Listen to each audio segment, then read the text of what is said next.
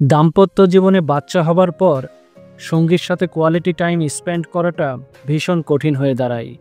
সঙ্গীর বাচ্চাকে নিয়ে ব্যস্ততা এবং এক প্রকার মানসিক চাপ বেড়ে যাওয়ার ফলে দুজন দুজনকে ঠিকমতো সময় দিতে পারে না, যার কারণে বেশিরভাগ দাম্পত্য জীবন এই বাচ্চা হওয়ার পরপরই কেমন জানি একঘেয়ে হয়ে যায়।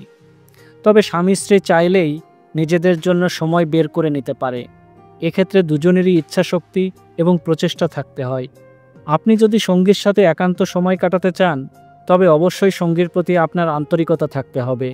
সঙ্গীকে বাচ্চা সামলানোর ক্ষেত্রে সহযোগিতা করতে হবে।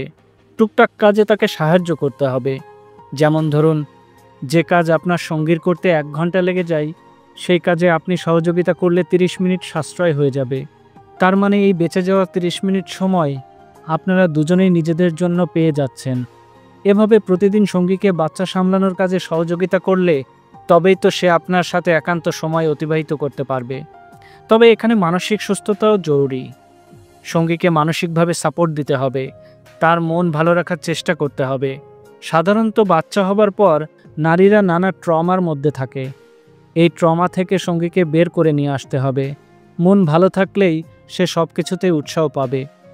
আবার কোনো কোনো ক্ষেত্রে দেখা যায় পুরুষ সঙ্গীর আগ্রহ এবং ইচ্ছা থাকলেও নারী সঙ্গী উদাসীন হয়। এটা অবশ্য খুবই রেয়ার। তবে এখানে সঙ্গীর মনের আকাঙ্ক্ষার ঘাটতি আছে বলেই সে এমন করে। এটা তার মানসিক অশান্তির কারণেও হতে পারে, কিংবা সে চায় না আপনার সাথে কোয়ালিটি টাইম এক্সপেন্ড করতে। সঙ্গীর সাথে খোলামেলা কথা বলুন, তার কথা শুনুন।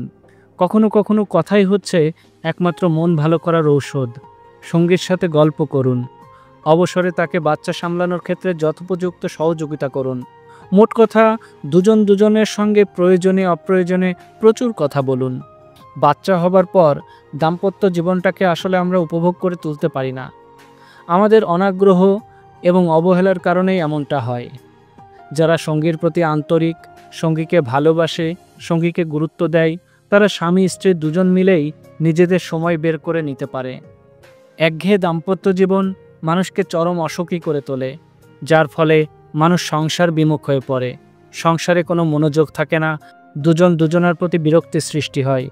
তাই একে অপরকে বুঝতে চেষ্টা করুন, একে অপরকে সহযোগিতা করতে শিখুন। দেখবেন আপনারা দাম্পত্য জীবনে অনেক সুখী থাকবেন।